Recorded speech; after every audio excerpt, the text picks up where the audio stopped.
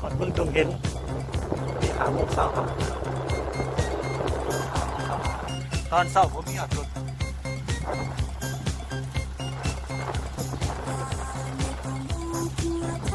มีหลายอากาศกัน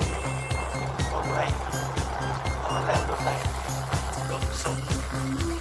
ล้วจะสังเกตสักจะสักได้เฉลี่ยสองเดินไปไกลเลยมึงลงเห็นก็จอดที่เขาดูจอดที่เขาดูตลาด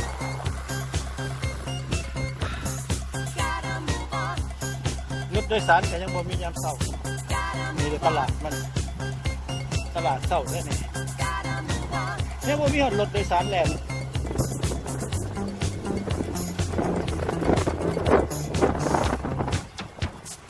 เงียบคนตลาดแล้วยังเปิดสักออกสองคนถ้าสมมติทันรถมาแต่ไซแดง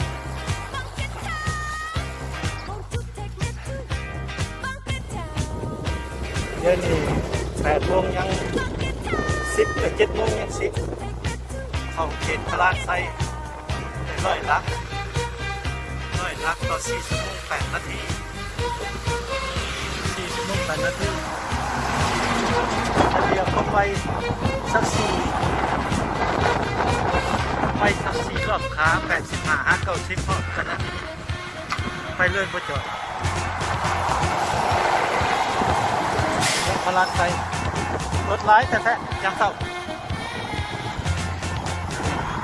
เดี๋ยวฮอดพลาดเลยมันเมืองพลาด7 โมงยัง10ชิวรถ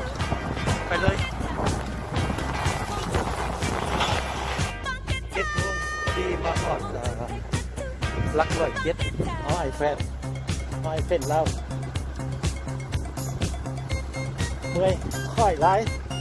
มาหันอย่างนี้จะค่อยเล่นก็ไม่ได้เล่นได้แต่เศร้าล้มต้านอีก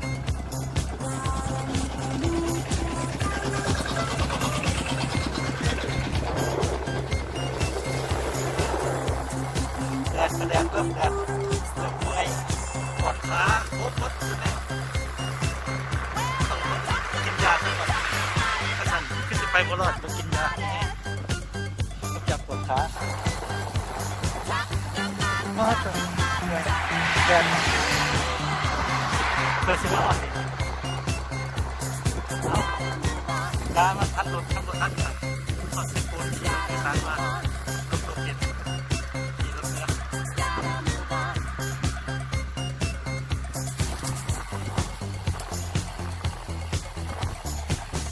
หลังจากนำรถแก่ขี้หินได้ขวเซคุกามใช้สมอง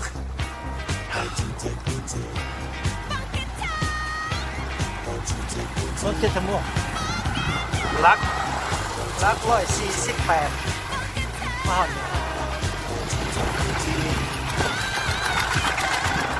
รถแกหินมันแลน30-35ตลอด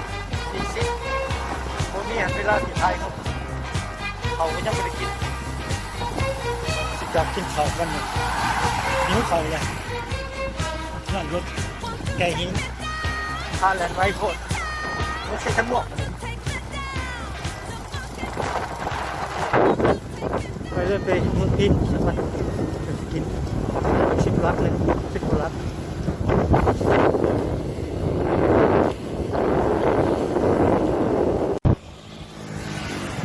ยังอีก8 ลักฮอดเมืองพินเดือนนี้มาฮอดลัก152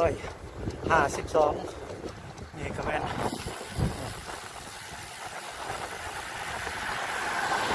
ตัวนี้แม่นเพื่อนสหายละมอน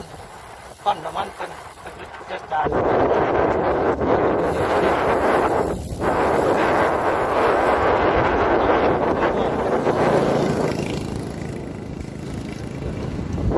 นี่8 ลักถึงรถที่ยังจอดซื้อน้ำกินเขาไงคิวรถเมืองพินแหละพันเมืองพินสิจอดแวะซื้อน้ำอยู่คิวรถกันพอดี160 ลักคิวรถ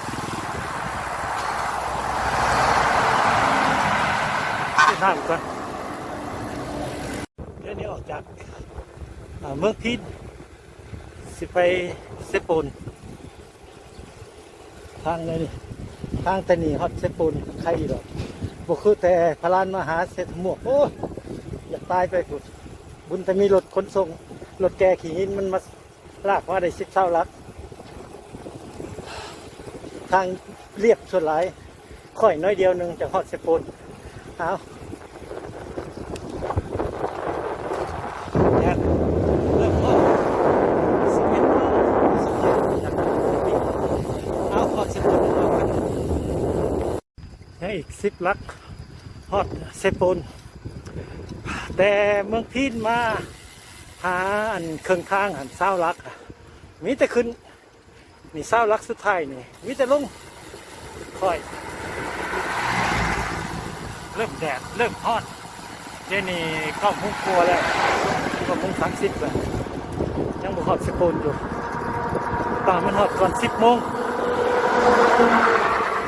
ถ้าสั่งบ่ทันรถมาแต่ชายแดนกดดันขนาดเลย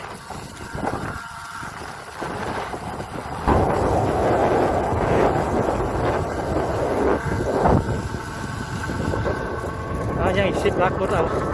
จอดกินน้ำพักผ่อนสักหน่อย5 นาทีเหนื่อยแดดมันเมื่อยเซโปนแล้วลัก95ครึ่ง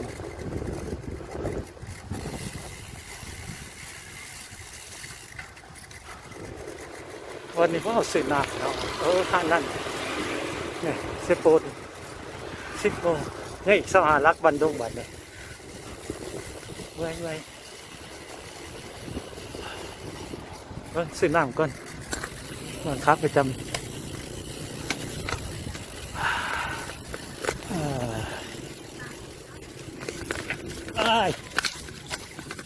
ซื้อน้ำนะครับประจำจื้อแต่ว่าแบบซี่ใส่น้ำก้อนหันละเก่าหันละ10 โมงออกจากเซโปนได้196 ลักแล้วเดี๋ยวนี้สิไปบันดงอีก27 ลัก7-6นะอีกแล้วทั้งออกเซโปนเลย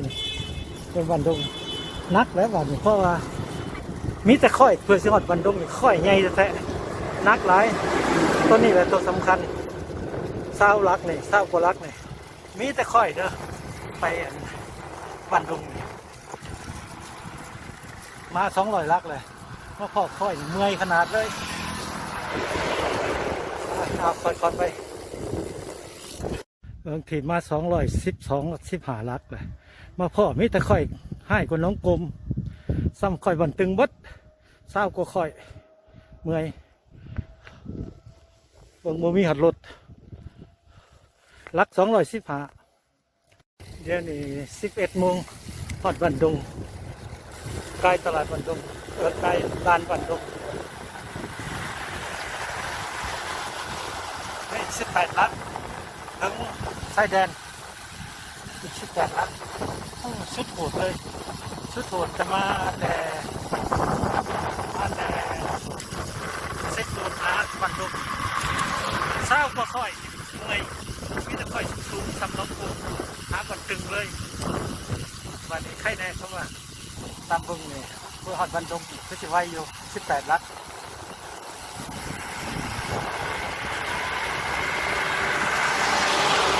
หอดไส้แดนอ่ะจะไปถ่ายรูปอยู่ในด่านน้อยหนึ่งบนทันรถเมื่อบ่หัวไส้แดน2 โมงยัง10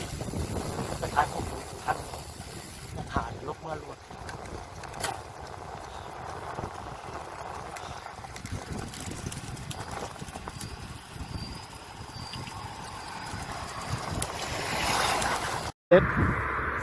เสลีย4.2ต่อ9 ชั่วโมง 43 236 ลัก